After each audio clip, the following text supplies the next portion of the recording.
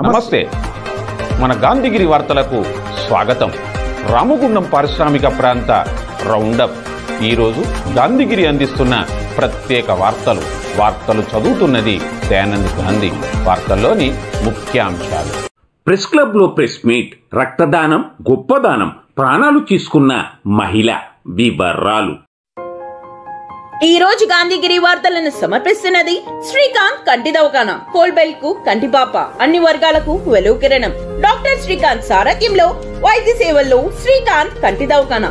April 15 నుండి ప్రతి గురువారం ఉచిత వైద్య నేత్ర శిబిరం. కంటి పొరకు ఆపరేషన్ 5,000 రూపాయలకే చేయబడును. లక్కం భిక్షపతి కార్యనిర్వహణలో శ్రీకాంత్ కంటి దవాఖానా, లక్ష్మీనగర్, గోదావరికని. Phone number 8074911632. దేశ రక్షణ కోసం బజరంగ్ దళ్ పనిచేస్తున్నదని బజరంగ్ దళ్ తెలంగాణ రాష్ట్ర కన్వీనర్ శివరాములు అన్నారు.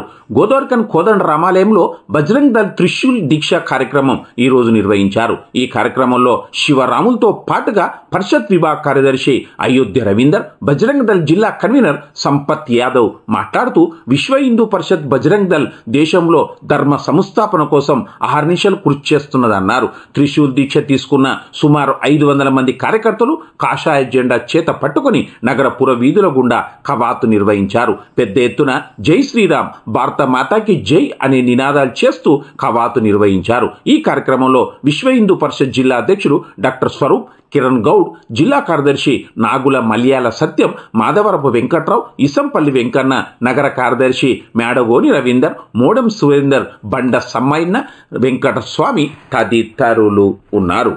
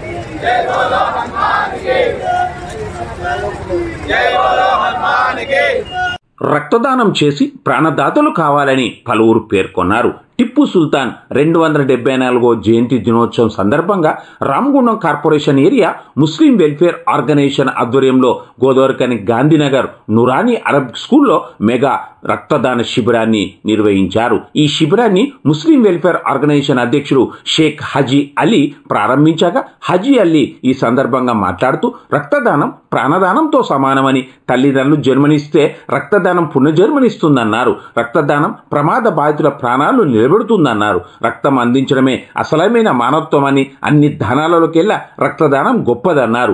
Indian Red Cross Society trust వైద్యుల సహకారంతో జరిగిన ఈ రక్తదాన శిబిర కార్యక్రమంలో ముస్లిం వెల్ఫేర్ ఆర్గనైజేషన్ బాధ్యులు మీర్ జాకిర్ అలీ, సయ్యద్ జానీ, జాకిర్ హుసేన్, షేక్ హుసేన్, మొబిన్ హుసేన్, మోయిన్, షానవాజ్ తదితరులు ఉన్నారు. आज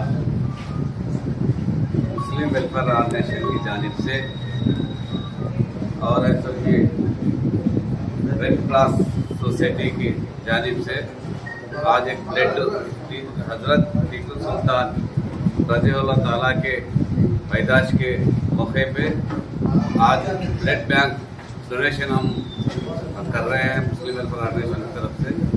और ऐसे भी इसमें जितने भी लोग शामिल हैं वो सबको शुक्रिया अदा करता हूँ।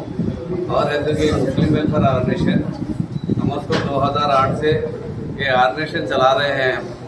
ये ऑर्गेनाइजेशन के से जितने भी गरीब बच्चों को गरीब शादियाँ कराने में और गरीबों को है तो कि घर में तो छत डलाए, घर का भी रिपेयर करा के दिए और जो जितने भी बीमार है और बीमार लोगों को भी मेडिसिन दिलाए।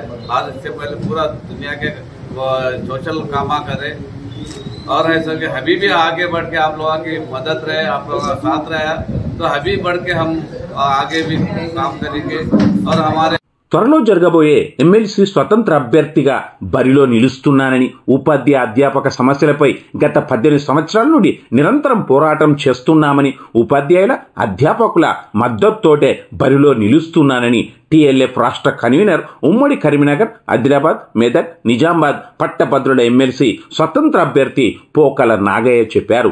గోదావరిఖని ప్రెస్ క్లబ్లో ఈరోజు జరిగిన ప్రెస్ మీట్లో నాగయ్య మాట్లాడారు.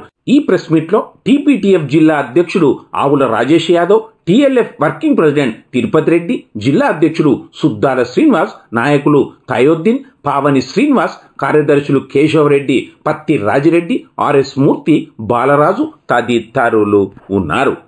ప్రైవేటు ఉపాధ్యాయ అధ్యాపకులు అనేక రకాల ఇబ్బందులకు గురవుతున్నారని చెప్పేసి ఆ రోజు తెలంగాణ ఉద్యమంలో రోడ్డెక్కి పోరాటంలో మా అధ్యాపకుల పక్షాన మేము ముందుండి పోరాడడం జరిగింది. మా సమస్యలు ఇప్పటికి కూడా ఏ ప్రభుత్వం వచ్చినా కానీ ఒక ప్రైవేట్ ఉపాధ్యాయ అధ్యాపకుడికి కనీసం ఒక హెల్త్ కార్డు ప్రొవైడ్ చేయలే. అంతేకాకుండా వారు ఏదైనా కారణం చేత చనిపోతే వారి కుటుంబం రోడ్డున పడే పరిస్థితి వచ్చింది. కాబట్టి మేము ఎన్ని సంవత్సరాల నుంచి ఒక కార్పొరేషన్ అనేది మా ప్రైవేటు ఉపాధ్యాయ అధ్యాపకులకు ఏర్పాటు చేయాలని చెప్పేసి పోరాడుతూ వచ్చాం. కానీ ఎవరు కూడా దాన్ని పట్టించుకోకపోవడం వల్ల ఈ గ్రాడ్యుయేట్ ఎమ్మెల్సీ అనేది మేము గ్రాడ్యుయేట్స్ అయి చదువుకున్న వాళ్ళు వేసే ఓట్లు కాబట్టి మేము రోడ్లెక్కి ప్రశ్నించడం ఎందుకు, మేము చట్టసభల్లోనే ప్రశ్నిస్తామని చెప్పేసి నిరుద్యోగ ప్రైవేటు ఉపాధ్యాయ అధ్యాపకులు అందరూ కలిసి నన్ను ముందుకు తీసుకొచ్చి ఎమ్మెల్సీ అభ్యర్థిగా నన్ను పోటీలో ఉంచడం జరిగింది. కాబట్టి ప్రతి ఒక్క నిరుద్యోగ ప్రైవేటు ఉపాధ్యాయ అధ్యాపకులు మన ఓట్లు మనమే వేసుకుందాం.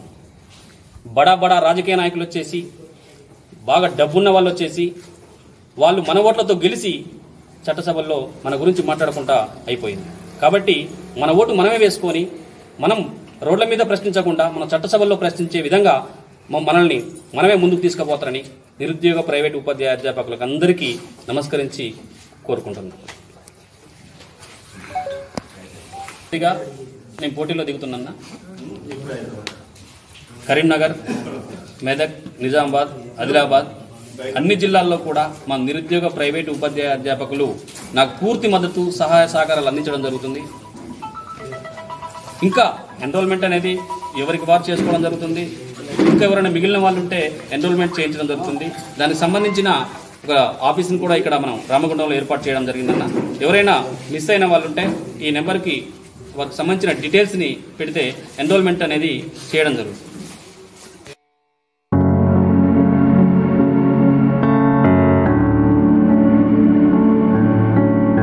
కన్నవారిని కాదని ఇష్టంతో ప్రేమించి పెళ్లి చేసుకున్న భర్తే ఆమె పాలిట కాలయముడు అయ్యాడా?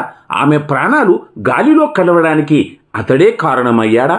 నిరంతరాయంగా కట్నం కావాలంటూ భర్త పెట్టిన వేధింపులే ఆమె ప్రాణాలను తీసిందా?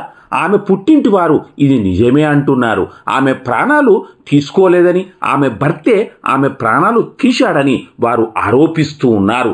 ఎన్టీపీసీ అన్నపూర్ణ కాలంలో జరిగిన దీప్తి అనే వివాహిత ఆత్మహత్య రామగుండం పారిశ్రామిక ప్రాంతంలో సంచలనం కలిగించిన ఈ ఘటనలోని అసలు విషయంలోకి వస్తే,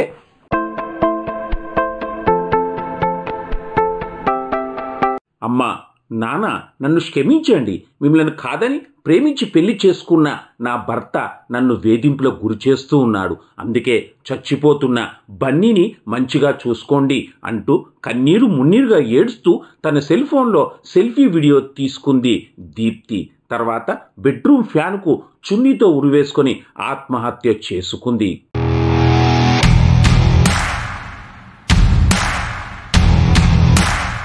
సింగరేణి ఉద్యోగి దేవరకొండ దివాకర్ కూతురు దీప్తి ఇంజనీరింగ్ చదివింది. ప్రస్తుతం దివాకర్ గోలేటికి బదిలీ కాగా ఇక్కడ ఉన్నప్పుడు జులైలో తిరిగే ఎన్టీపీసీకి చెందిన నరేందర్ హర్వాల్ అలియాస్ నందుతో పరిచయం దీప్తికి ఏర్పడింది. ఈ పరిచయం వీరిద్దరి మధ్య ప్రేమకు దారితీసింది. పెళ్లి చేసుకోవాలనుకున్నారు. ఈ పెళ్లికి దీప్తి తల్లిదండ్రులు ససేమిరా వద్దన్నారు. వారిని ఎదిరించి దీప్తి నరేందర్ను 2021 సెప్టెంబర్ 31న సుందర్గిరిలో ప్రేమ వివాహం చేసుకుంది.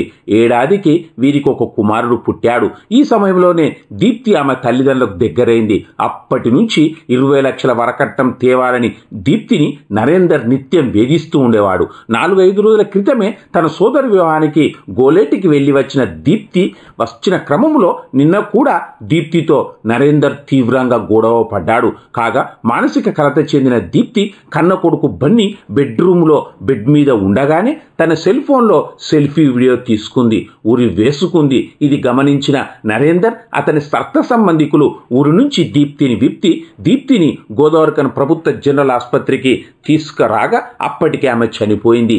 ఈ విషాదకర ఘటనకు సంబంధించి దీప్తి తండ్రి దివాకర్ ఇచ్చిన ఫిర్యాదు మేరకు ఎన్టీపీసీ పోలీసులు కేసు నమోదు చేశారు. దర్యాప్తు జరుపుతూ ఉన్నారు. ఇంతటితో గాంధీగిరి వార్తలు సమాప్తం. నమస్కారం.